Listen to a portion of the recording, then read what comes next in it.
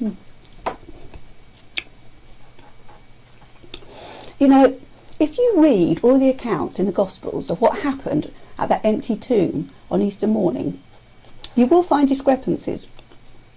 There are different reports on who was there, what they did, how many angels were there, and what they said. That to me makes it all the more viable and believable, because various witnesses in the retelling of events, things often get missed out, added to, or emphasised differently. I remember reading an article about how eyewitnesses frequently give police very different information when questioned about a crime. Different people notice different things about an event, depending on their focus. This can lead to them giving different accounts of the number of people who were there, what they were wearing, what timescale it all happened in, more so if they're emotionally stressed or distressed.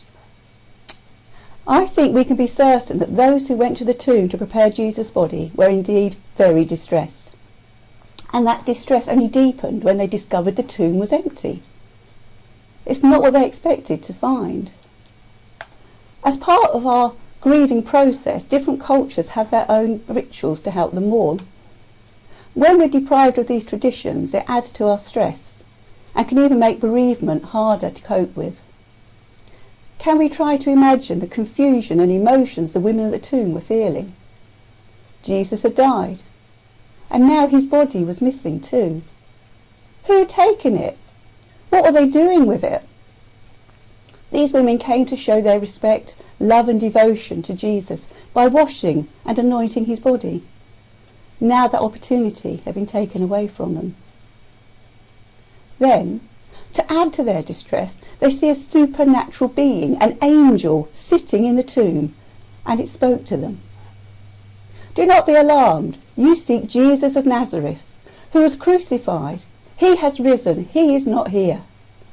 Now, the fact that the angel said, don't be alarmed, obviously didn't have the desired effect. I don't think it often does. And sure enough, the poor women couldn't get out of there quick enough. And they went out and fled from the tomb, for trembling and astonishment had seized them.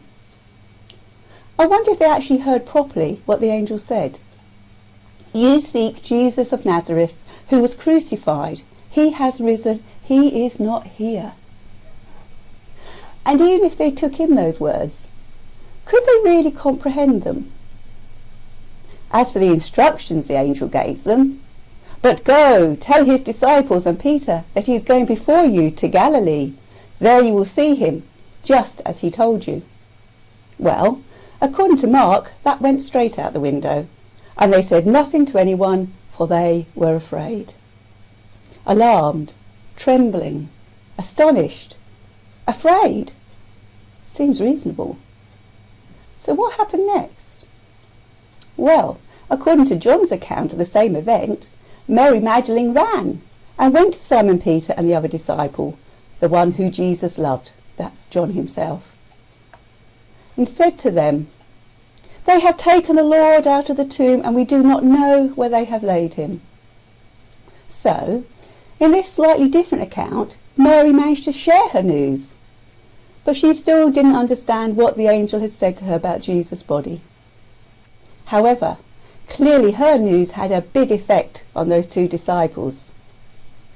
So Peter went out with the other disciple, and they were going towards the tomb. Both of them were running together, but the other disciple outran Peter and reached the tomb first. And, stooping to look in, he saw the linen cloths laying there, but he did not go in. Why didn't John go in? Was he afraid of what he might or might not find? But Peter reacted differently when he caught up. Then Simon Peter came, following him, and went into the tomb. He saw the linen cloths lying there, and the face cloth, which had been on Jesus' head, not laying with the linen cloths, but folded up in a place by itself. Then the other disciple, who had reached the tomb first, also went in, and he saw, and he believed. The other disciple, which was John, saw and believed. Do you believe in the risen Jesus this morning? Sing with us.